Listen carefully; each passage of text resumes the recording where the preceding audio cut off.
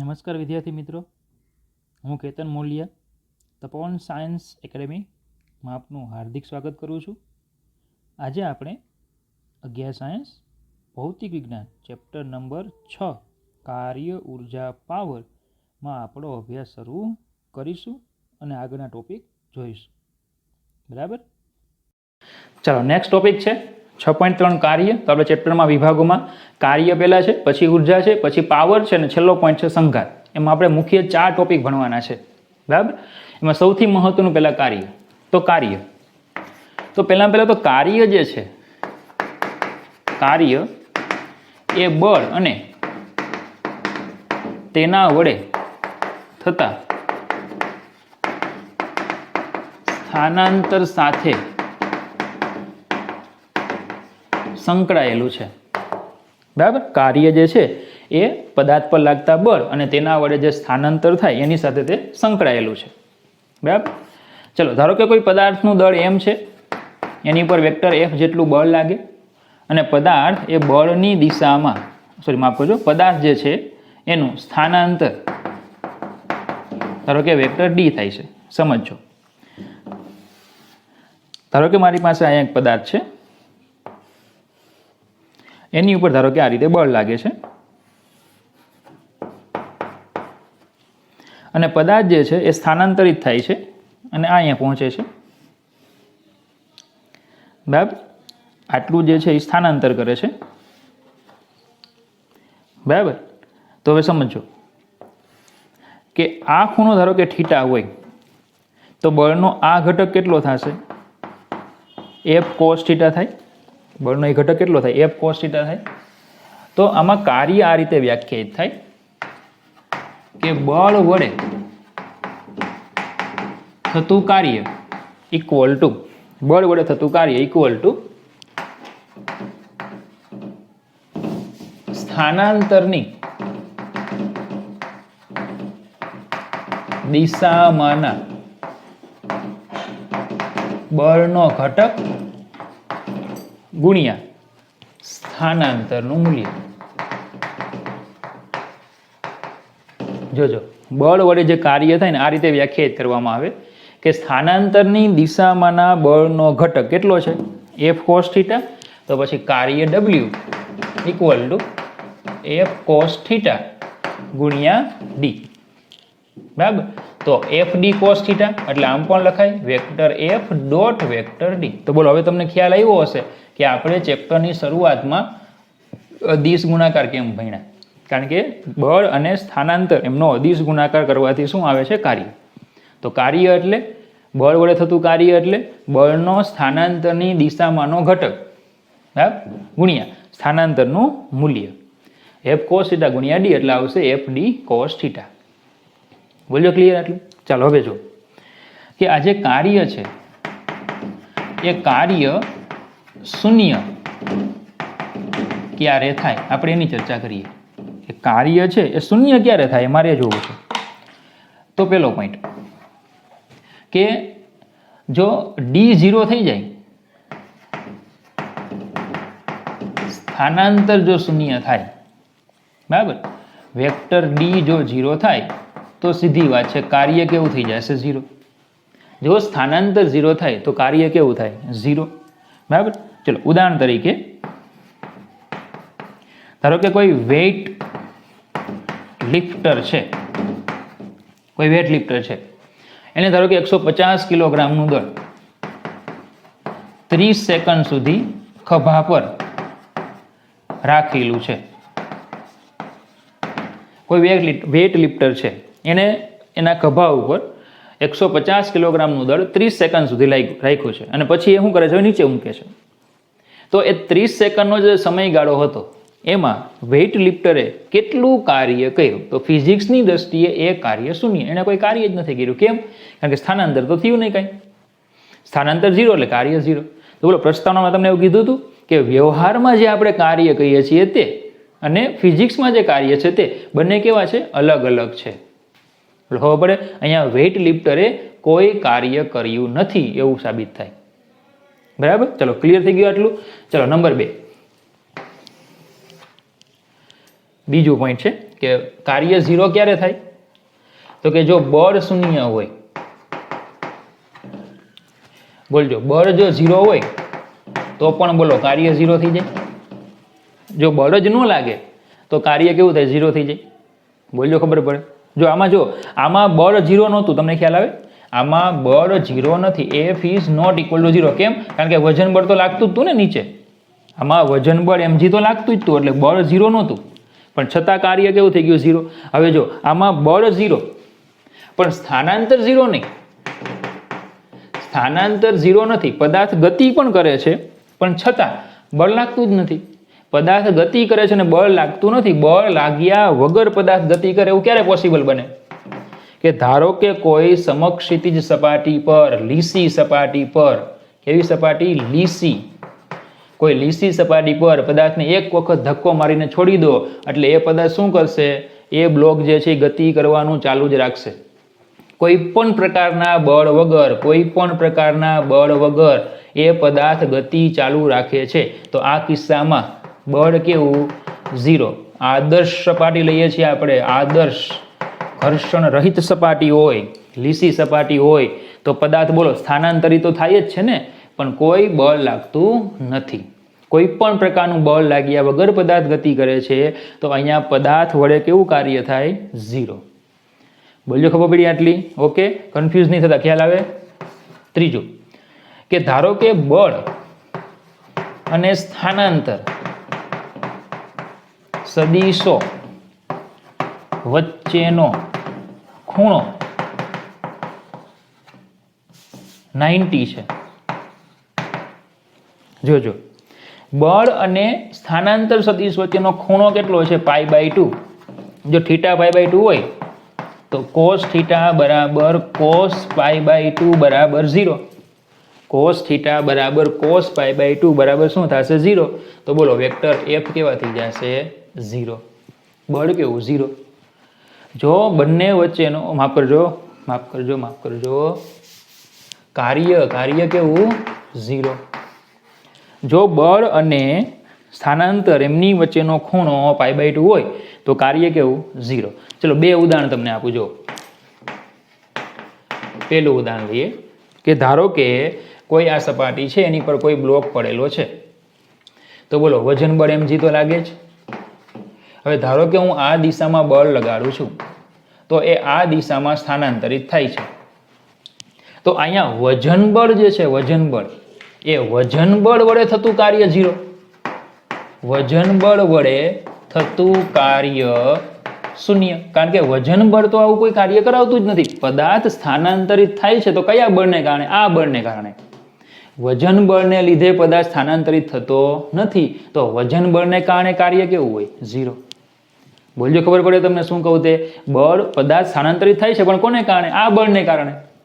તો વજન બળને લીધે કાર્ય કેવું? 0. તો જોજો, પદાર્થ ઘણી વખત શું બને કે પદાર્થની ઉપર બળ પણ લાગે છે, પદાર્થ સ્થાનાંતરિત પણ થઈ જાય. જો આમાં બળ ઇઝ નોટ ઇક્વલ ટુ 0, સ્થાનાંતર પણ ઇઝ નોટ ઇક્વલ ટુ 0, છતાં કાર્ય કેવું? 0. પણ કોને લીધે? વજન બળને લીધે કાર્ય 0. પણ હા, આ જે બળ છે એ બળને લીધે કાર્ય થાય. પડે ખબર? વજન બળને લીધે કાર્ય 0, પણ પેલા બળને લીધે કાર્ય થાય. જો બીજું ઉદાહરણ જુઓ તમે. બીજું, જો આમાં ખ્યાલ ન આવ્યો હોય તો બીજું જુઓ. ધારો કે પૃથ્વીની આસપાસ ચંદ્ર ફરે છે. અચ્છા, પૃથ્વીની આસપાસ તો ચંદ્ર ફરે જ છે, ખબર જ છે આપણને, એમાં કંઈ ધારવાની વાત નથી, બરાબર. પણ ધારો કે એમની જે કક્ષા છે એ વર્તુળાકાર છે. ચંદ્ર એટલે મૂન ને? હા, મામા. મૂન એટલે મામા, એમ. તો કક્ષા ધારો કે વર્તુળાકાર હોય તો ચલો, વર્તુળાકાર ગતિમાં કયું બળ લાગે? કેન્દ્રગામી બળ લાગે, Fc. અને પદાર્થ સ્થાનાંતરિત બોલો આમ સ્પર્શકની દિશામાં થાય, D. તો એમની વચ્ચેનો ખૂણો કેવો થઈ ગયો? અહીંયા 90. બોલો ખબર પડે?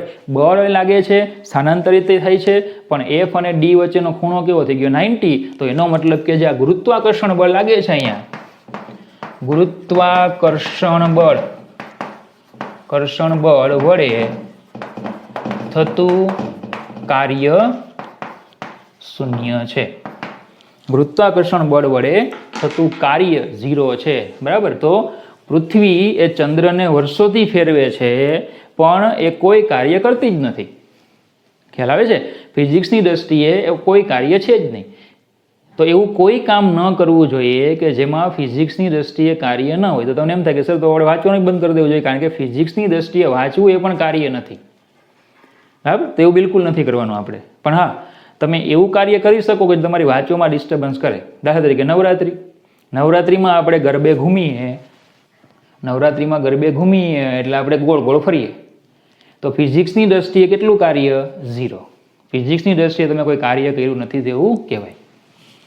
બોલો, ખબર પડી આટલી? ઓકે. તો ચલો, કાર્ય વિશે ખ્યાલ આવી ગયો કે કાર્ય એટલે શું? તો કે બળ વડે થતું કાર્ય એટલે સ્થાનાંતરની દિશામાંના બળનો ઘટક અને સ્થાનાંતરના મૂલ્યનો ગુણાકાર. કાર્ય બરાબર F.D. ઓકે. અને કાર્ય ક્યારે શૂન્ય થાય? તો કે આવી 3 કન્ડિશનો છે ત્યારે કાર્ય કેવું થાય? 0. બરાબર. બીજી એક વાત કે અહીંયા મેં ખાલી કાર્ય લખ્યું છે ને, એમાં ખાસ અને અતિ મહત્વનો હું એક શબ્દ અહીંયા હું એડ કરું છું. બરાબર? કે અચળ બળ વડે. જોજો, અતિ મહત્વનો શબ્દ અહીંયા એડ કરી દઉં છું અત્યારે. અચળ બળ વડે. આપણે જે આમાં બધામાં જે કંઈ બળની વાત કરીએ છીએ ને, એ બધા બળો છે ને એ અચળ છે. કેવા છે? અચળ. તો તમને એમ થાય કે સર બળ ચલ હોય? તો હા હોય. આપણે આના આગળના ટોપિકમાં ચર્ચા કરીશું. ચલ બળ વડે થતું કાર્ય. પણ હમણાં કયું કાર્ય? અચળ બળ વડે. તો યાદ રાખજો કે આ જે સમીકરણ છે એ સમીકરણ F જો અચળ હોય અને જે પદાર્થનું સ્થાનાંતર છે, બરાબર, એ સુરેખ હોય, મતલબ કે એનો જે ગતિ માર્ગ છે એ સુરેખ હોય, એના માટેનું જ સૂત્ર છે. બરાબર? જે સૂત્ર છે એ F જે છે એ અચળ હોય અથવા તો એનો ગતિ માર્ગ સુરેખ હોય, એના માટેનું જ આ સૂત્ર છે. મતલબ કે જો તે પદાર્થ આમ વાંકા ચૂકા માર્ગે ગતિ કરતો હોય તો એના માટે એપ્લાય કરી શકાય નહીં. આ તો 0, તમને એમ થાય સર અહીંયા શું કામ એપ્લાય કર્યું? અચ્છા, 0 છે ને, ખૂણો તો બધામાં આવે, એ તો ખૂણાને કારણે 0 છે. પણ જ્યારે આ સૂત્ર એપ્લાય કરો ત્યારે ખાસ મહત્વનો પોઈન્ટ કયો? એક તો બળ અચળ હોવું જોઈએ. બળ તો ખાસ અચળ હોવું જોઈએ. અને માર્ગ સુરેખ ન હોય ને તોય ચાલશે, પણ એ આપણે એક દાખલો ભણશું, બરાબર, એના ઉપરથી તમને ખ્યાલ આવશે કે માર્ગ સુરેખ ન હોય ને તોય આ સૂત્ર એપ્લાય થાય. પણ એ થોડુંક એક્સ્ટ્રા ઓર્ડિનરી છે. બરાબર? કારણ કે આ જો ડી છે ને, સ્થાનાંતર છે, સ્થાનાંતર સદિશ છે. સ્થાનાંતર સદિશ તમે લ્યો. હવે ધારો કે કણ છે આપણો આવી રીતે ગતિ કરે છે, બરાબર, તો પછી સ્થાનાંતર સદિશ તમે લેશો તો પહેલા પોઈન્ટ અને છેલ્લા પોઈન્ટને જોડતો સદિશ છે કે નહીં? તો એ હંમેશા સુરેખ જ હોય. સ્થાનાંતર સદિશ એ પહેલા પોઈન્ટ અને છેલ્લા પોઈન્ટને જોડતો સદિશ છે કે હોય? સુરેખ જ હોય. પણ એની ચર્ચા આપણે જે આગળ કરીશું. પણ હમણાં ખાસ યાદ રાખવાનું, બળ અચળ હોવું જોઈએ અને પદ સુરેખ હોવો જોઈએ. ત્યારે આ બધા સૂત્રો, એટલે કે આ સૂત્ર એપ્લાય થશે. ઓકે. ચલો, કાર્યમાં જે આપણે આગળ પણ કેટલીક ચર્ચા કરવાની છે, આગળ લઈએ. ચાલો, તો આપણે એવું ભણી ગયા કે કાર્ય 0 ક્યારે થાય. ચલો, એની પછીનો પોઈન્ટ છે કે કાર્ય જે છે એ ધન અને ઋણ પણ હોય છે.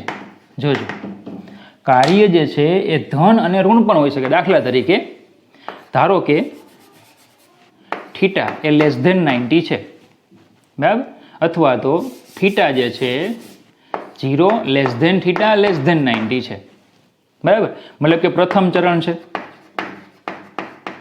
પ્રથમ ચરણમાં cos θ કેવો હોય? ધન. જો cos θ ધન હોય તો કાર્ય કેવું થાય? ધન.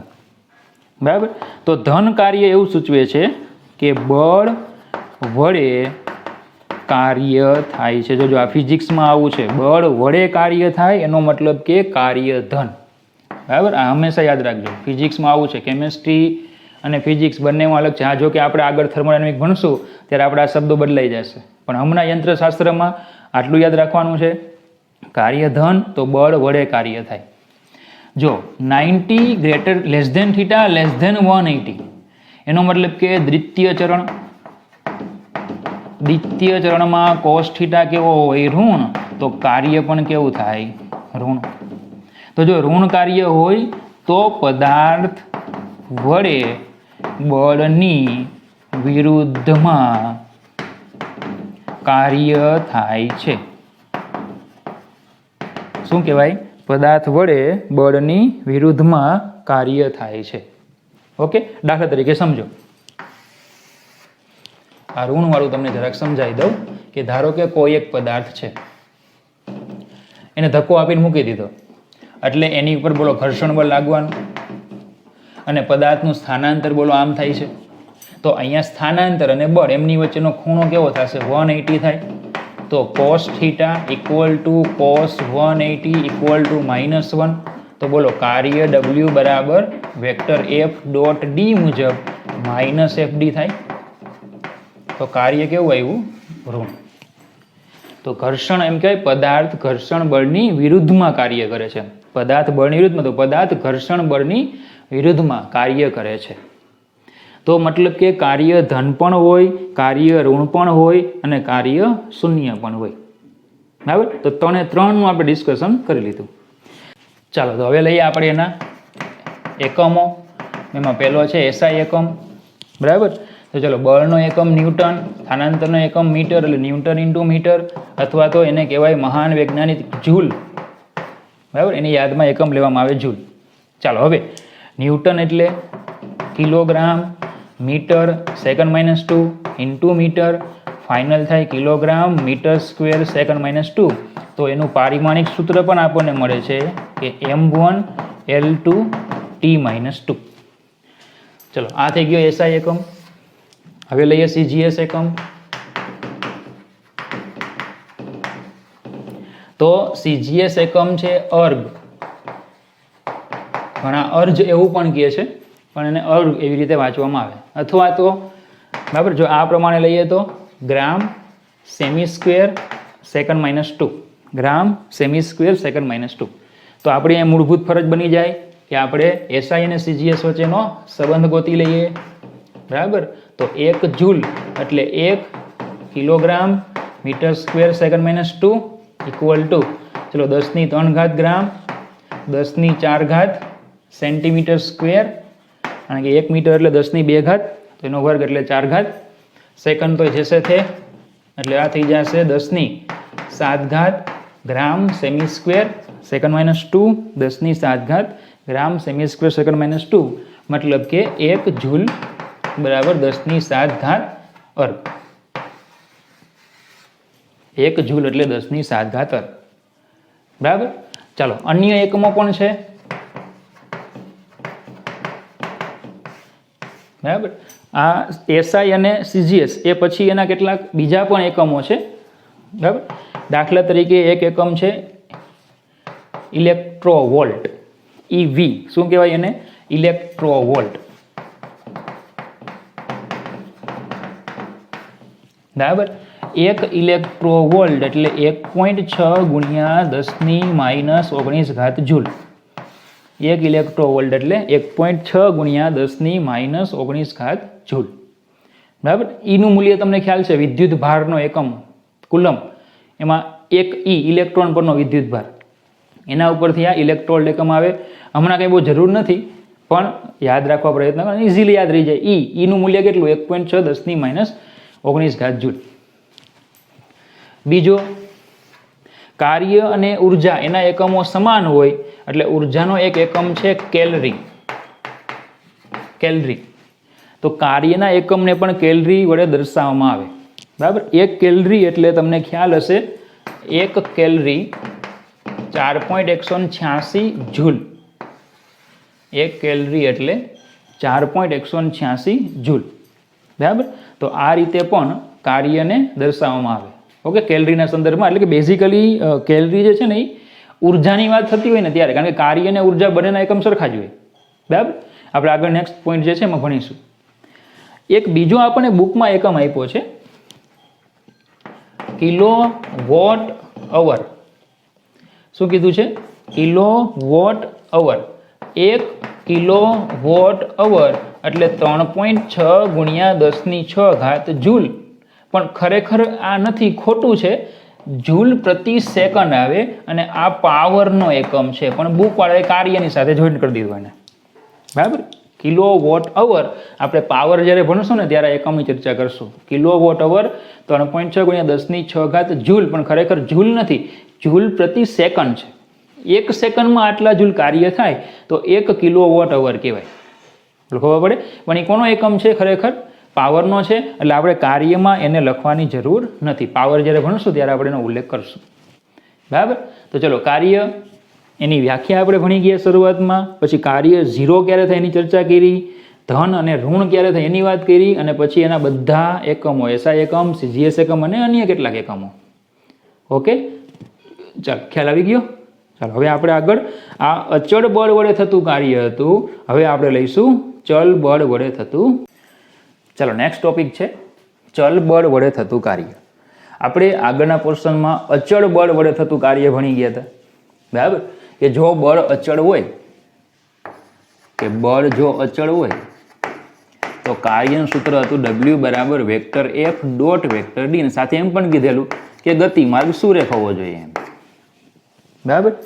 ચાલો તો હવે છે ચલ બળ. ચલ બળ એટલે સમય સાથે અથવા તો અંતર સાથે પદાર્થના સ્થાન સાથે બળ બદલાય છે. ધારો કે જે બળ છે આપણું શું થાય છે, સ્થાન સાથે બદલે છે. ધારો કે હું એનો આલેખ દોરું, પદાર્થનું જુદા જુદા સ્થાન માટે x માટે હું f of x બળનો આલેખ દોરું, તો ધારો કે આલેખ છે જે મને કંઈક આ રીતે મળે છે. આલેખ કેવો મળે? આ રીતે. મતલબ કે પદાર્થ જુદા જુદા સ્થાને બળ કેવું થાય છે, બદલાતું જાય છે. આ બળની અક્ષ છે. તો ધારો કે હું અહીંયા પહેલી પોઝિશન છે xi, ત્યાંથી ધારો કે પદાર્થ અહીંયા પહોંચે છે xf, બરાબર? xi થી અંતિમ સ્થિતિ xf પર પહોંચે ત્યારે કેટલું કાર્ય થાય ને એ કાર્ય મારે ગણવું છે. પદાર્થ જે છે એ xi થી xf પર પહોંચે, કેટલું કાર્ય થાય મારે ગણવું છે. બળ બદલાતું જાય છે, એટલે આ સૂત્રની મદદથી હું કાર્ય ગણી શકું ને, એ સીધી વાત થઈ ગઈ. કારણ કે એ અચળ બળ હોય એના માટે જ છે, ચલ બળના કિસ્સામાં નથી. બીજી એક વાત કે પદાર્થ જે છે ને એક અક્ષની દિશામાં ગતિ કરે છે, બરાબર? તો આજે આપણે લઈએ છીએ ને એની પ્રારંભિક પોઝિશન છે xi, અને એ ત્યાંથી એ xf પર પહોંચે છે. તો આપણે કાર્ય ગોતવાનું છે. પદાર્થ આ દિશામાં ગતિ કરે છે. સેકન્ડ કે જે બળ લાગે છે ને એ પણ આ દિશામાં જ લાગે છે. f of x છે એ પણ આ દિશામાં જ લાગે છે. એનો મતલબ કે પદાર્થનું જે સ્થાનાંતર થાય તે અને બળ વચ્ચેનો ખૂણો કેવો છે? 0. પણ બળ કેવું થાય છે? બદલાય છે. બળ વધે, બળ ઘટે, પણ દિશા બદલાવતું નથી. પદાર્થ આમ જાય છે તો બળ વધે છે, બળ ઘટે છે. પદાર્થ અહીંયાથી અહીંયા પહોંચે ત્યારે બળમાં સતત ફેરફાર થાય છે, જે આ રીતે તમને આલેખમાં આપ્યો છે. તો એના માટે મારે કાર્ય ગોતવું છે. હવે જો બળ બદલાતું હોય ને, તો પહેલા તો એક કન્સેપ્ટ યાદ રાખો કે ચેપ્ટર 3માં આપણે આવું ભણી ગયા કે કોઈ પણ આલેખ હોય ને, કોઈ પણ આલેખમાંથી આપણને બે માહિતીઓ મળે. એક તો મળે ઢાળ અને બીજું મળે ક્ષેત્રફળ. ઢાળ એ બે ભૌતિક રાશિઓનો ભાગાકાર આપે, ક્ષેત્રફળ એ બે ભૌતિક રાશિઓનો ગુણાકાર આપે. આ તમને યાદ જ હશે, ફરી પાછું મેં યાદ કરાવ્યું. કોઈ પણ આલેખ પરથી હંમેશા બે માહિતી મળે. એક મળે ઢાળ અને બીજું મળે ક્ષેત્રફળ. ઢાળ એટલે બે ભૌતિક રાશિઓનો ગુણોત્તર લેવાનો, ક્ષેત્રફળ એટલે એ બંને ભૌતિક રાશિનો ગુણાકાર લેવાનો. તો મારી પાસે અહીંયા f વિરુદ્ધ x નો આલેખ હોય, f વિરુદ્ધ x ના આલેખનું ક્ષેત્રફળ, અથવા એવું વધુ સ્પષ્ટ લખવું હોય તો આલેખનું x અક્ષ સાથે ઘેરાતું ક્ષેત્રફળ શું આપે એ મારે જાણવું છે. તો ક્ષેત્રફળ માટે બંને ભૌતિક રાશિનો ગુણાકાર, એટલે f અને x નો ગુણાકાર તમે કરો. f અને x નો ગુણાકાર કરો તો f એટલે ન્યૂટન, m એટલે મીટર, ન્યૂટન ઇન્ટુ મીટર એટલે જૂલ. જૂલ કોનો એકમ? કાર્યનો. એનો મતલબ કે ક્ષેત્રફળ મને શું આપે? કાર્ય આપે છે. તો ચલો, એનો અર્થ એવો થાય કે જો મને આલેખ આપ્યો હોય ને, તો હું આનું ક્ષેત્રફળ ગોતી લઉં ને, એટલે મને કાર્ય મળી જાય. xi થી xf સુધીનું કાર્ય ગોતું હોય તો આનું હું ક્ષેત્રફળ ગોતી લઉં એટલે હું મળી જાય, મને કાર્ય મળી જાય. પણ અફસોસ થાય અહીંયા. શું અફસોસ થાય? કે આનો આકાર કેવો પડે ખબર? આ તો અનિયમિત આકાર છે. જો હમણાં ચોરસ હોત, લંબચોરસ હોત, ત્રિકોણ હોત, સમલંબ હોત, એવા કોઈ પણ આકાર હોત તો આપણને ક્ષેત્રફળ સીધું મળી જાય, કારણ કે એના સૂત્રો આપણને ખબર છે, તો સીધું કાર્ય મળી જાય. પણ અહીંયા તો અનિયમિત આકાર છે, એટલે કાર્ય મેળવી શકાય નહીં. આમાં તો ન જ મેળવી શકાય એમ. પણ આ કન્સેપ્ટ યાદ રાખવાનો છે તમારે કે f વિરુદ્ધ x નો આલેખ આપ્યો હોય, તમને કાર્ય ગોતવાનું કીધું હોય, શું મેળવી લેવાનું? ક્ષેત્રફળ. તમને કાર્ય મળે. પડે ખબર? ચલો, તો આલેખનો આ જે કન્સેપ્ટ છે એ પણ અહીંયા વાપરી શકાતું નથી, આ સૂત્ર પણ વાપરી શકાતું નથી. કેમ? કારણ કે બળ અચળ નથી. તો પછી પ્રશ્ન એ છે કે હવે મારે કરવું શું? તો મને એટલી ખબર છે કે જો બળ અચળ થઈ જાય ને તો આ સૂત્ર આવે. બળ જો અચળ થાય તો આ સૂત્ર આવે. તો એક કામ કરો, મેં એના માટે શું કર્યું જોજો. Idea can change your life. Idea શું વાપરીએ કે હું ધારો કે એક સૂક્ષ્મ સ્થાનાંતર લઈ લો. કેવું? સૂક્ષ્મ સ્થાનાંતર, અતિ સૂક્ષ્મ એક સ્થાનાંતર લો કે પદાર્થ જસ્ટ અહીંયાથી અહીંયા પહોંચ્યો. ખૂબ સૂક્ષ્મ સ્થાનાંતર, ખૂબ સૂક્ષ્મ સ્થાનાંતર લો. ધારો કે એ જે સ્થાનાંતર છે એ છે ડેલ્ટા એક્સ. તો પદાર્થ જસ્ટ અહીંયાથી અહીંયા પહોંચ્યો, આટલું સૂક્ષ્મ સ્થાનાંતર કર્યું, એમાં બોલો બળ જો બદલાતું નથી. બળ લગભગ કેવું થઈ ગયું? અચળ. બળ અચળ થઈ ગયું. ધારો કે એ જે બળ છે એને હું કહી દઉં એફ ઓફ એક્સ. કેટલું બળ અહીંયા લાગે? ધારો કે એફ ઓફ એક્સ. તો પછી આનું ક્ષેત્રફળ કેટલું થાય? જેને ડેલ્ટા એ કહી દઉં તો ડેલ્ટા એ બરાબર બળ કેટલું? એફ ઓફ એક્સ ને સ્થાનાંતર કેટલું? Delta x.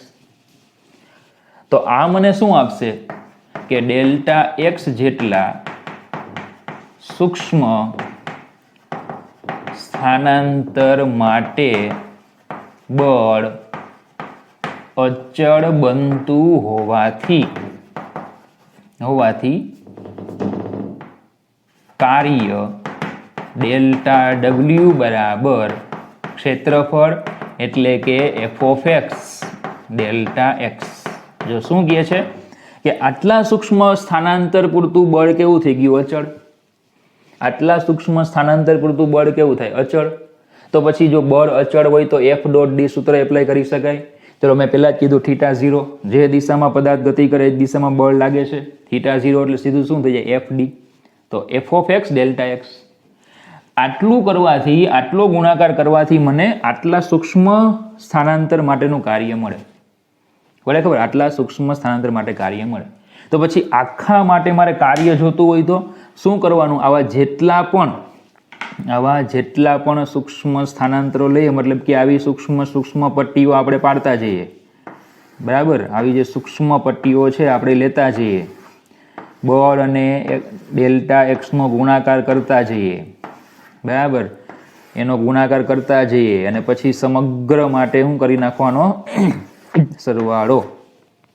આવી સૂક્ષ્મ પટ્ટીઓ લેતા જઈએ, એક એક પટ્ટી લેતો જાઓ. બરાબર? આ બેનો ગુણાકાર કરતો જાઓ એટલે મને કાર્ય મળતો જાય. પછી કુલ કાર્ય એટલે બધાનો સરવાળો. બરાબર? તો જોજો હવે. તો xi થી xf સુધીનું કુલ કાર્ય. ચલો, કુલ કાર્ય એટલે w. કુલ કાર્ય એટલે w equal to sigma xi થી xf ડેલ્ટા w. તો w equal to sigma xi થી xf. ચલો, ડેલ્ટા w એટલે f of x delta x. આ થઈ ગયું મારું કુલ કાર્ય. આ કુલ કાર્ય. પણ હવે સમજો કે મેં આટલી સૂક્ષ્મ પટ્ટી લીધી પણ બળ અચળ ન થયું, તો શું કરવું પડશે? હજુ સૂક્ષ્મ ખંડો પાડવા પડે. આટલું સૂક્ષ્મ લેવા છતાં પણ જો બળ અચળ ન થાય તો હજુ તમારે સૂક્ષ્મ ખંડો લેવા પડે. તો પ્રશ્ન એ થાય કે સર કેટલા સૂક્ષ્મ ખંડો લેવા કે એટલા સૂક્ષ્મ ખંડો લેવા કે એટલા ખંડ પૂરતું બળ કેવું બને? અચળ બને. એટલો સૂક્ષ્મ વિભાગ લેવાનો કે એટલા ખંડ પૂરતું બળ કેવું બને? અચળ બને. મતલબ કે આપણે શું લઈશું? Delta x tense two 0. Delta x tense two 0. ખૂબ સૂક્ષ્મ લેશું. કેવું લેશું? ખૂબ સૂક્ષ્મ લેશું. ડેલ્ટા એક્સ ટેન્સ ટુ હું 0 લઈશ તો પછી આ કાર્યના સૂત્રમાં પદોની સંખ્યા વધી જશે. પદોની સંખ્યા કેવી બને? વધે છે. બોલ્યો, ખબર પડે? ડેલ્ટા એક્સ આપણે ખૂબ સૂક્ષ્મ લઈશું તો પદોની સંખ્યા વધી જશે, પણ એમનો ગુણાકાર એટલે જે મળશે એ કેવો મળશે? એક આપણને અચળ સંખ્યા મળશે. સરવાળાનું મૂલ્ય જે મળ્યા, આ પદોની સંખ્યા ભલે મોટી બને પણ સરવાળો જે થાય, સરવાળાનું મૂલ્ય એક નિશ્ચિત થશે. નિશ્ચિત બને છે. પદોની સંખ્યા ભલે વધે પણ સરવાળાનું મૂલ્ય કેવું મળે છે? આપણને એક નિશ્ચિત મૂલ્ય મળે. ખબર પડે? બરાબર? તો ચલો, ડેલ્ટા એક્સ ટેન્સ ટુ 0 લઈએ તો પછી આમ થયેલું કાર્ય W બરાબર ચલો શું લેવાનું limit delta x tense two 0 sigma xi થી xf f of x delta x અને બોલો લિમિટ લઈ એટલે આપણે ચેપ્ટર 3 માં ભણી ગયા સૂક્ષ્મ પદોનો સરવાળો એટલે સંકલન તો ઇન્ટિગ્રેશન xi થી xf f ઓફ x ડેલ્ટાની જગ્યાએ dx તો ચલો આ સૂત્ર યાદ રાખવાનું કે જ્યારે પણ બળ જે છે એ અચળ ન હોય અથવા તો બળ ચલ હોય અને માર્ગ સુરેખ ન હોય માફ કરજો બળ ચલ હોય અને માર્ગ સુરેખ હોય ત્યારે આપણે આ સૂત્ર એપ્લાય કરશું બળ ચલ હોય પણ માર્ગ કેવો સુરેખ હોય ત્યારે આપણે આ સૂત્ર એપ્લાય કરીશું f of x dx okay તો જો હવે યાદ રાખવાનું કે કાર્ય છે ને કાર્ય એના બે સૂત્રો આવે એક તો અચળ બળ હોય તો f ડોટ ડી સીધું અને જો ચલ બળ હોય એટલે કે તમને f નું x સાથેનું સમીકરણ આપ્યું હોય તો પછી integration f dot dx clear આટલું હવે જો યાદ રાખવાનું શું તમારે જો યાદ રાખો કે જો આ તો x અક્ષ પર ગતિ કરે પદાર્થ ધારો કે ત્રિપરિમાણ કે દ્વિપરિમાણમાં ગતિ કરે તો પછી કાર્ય w equal to integration vector r1 થી vector r2 vector f dot dr જોજો આ સૂત્ર યાદ રાખવાનું બરાબર કે જો પદાર્થ ત્રિપરિમાણમાં ગતિ કરે તો xi થી xf એની જગ્યાએ એમાં સ્થાન સદિશ હોય તો r1 થી r2 f dot dr dot કેમ કારણ કે પદાર્થ તો બળ જે છે ગમે તેમ લાગતું હશે બળ ત્રિપરિમાણ ગમે તેમ લાગે પદાર્થ ગમે તેમ ગતિ કરે તો આ થઈ ગયું વ્યાપક સૂત્ર ક્યારે એપ્લાય થાય તો કે બળ ચલ હોય અને માર્ગ સુરેખ ન હોય બળ કેવું હોય ચલ હોય અને માર્ગ સુરેખ ન હોય તો તમને એમ થાય કે સર તો માર્ગ સુરેખ હોય તો એપ્લાય થાય હા થાય માર્ગ સુરેખ હોય ડોટ ગુણાકાર જ છે ને બે એક જ દિશામાં ગતિ કરતા હોય તો શું થઈ જાય θ 0 થાય વિરુદ્ધ દિશામાં ગતિ કરશે θ 180 થઈ જશે સુરેખ માર્ગ માટે એપ્લાય થાય જ એ વ્યાપક સૂત્ર છે ચલ બળના કિસ્સામાં કાર્યનું પેલું વ્યાપક સૂત્ર અને આ અચળ બળના કિસ્સામાં કાર્યનું વ્યાપક સૂત્ર ખબર પડી તો બે સૂત્રો f ડોટ ડી એ અચળ બળ હોય તો લાગુ પડે અને ઇન્ટિગ્રેશન f ડોટ dr એ ચલ બળ હોય તો લાગુ પડે અને આ કન્સેપ્ટ તો છે જ ક્ષેત્રફળ કાર્ય આપે કે ખ્યાલ આવી દો ક્ષેત્રફળ પરથી શું મળે કાર્ય મળે બોલે ખબર પડી ઓકે ચાલો તો આ થઈ ગયું ચલ બળ વડે થતું કાર્ય બરાબર તો આ સાથે આપણું કાર્ય જે છે ચેપ્ટરનું નામ હતું કાર્ય ઉર્જા પાવર તો કાર્ય જે છે એ સંપૂર્ણ પૂરું તો હવે આપણે ઉર્જા તરફ જઈએ બરાબર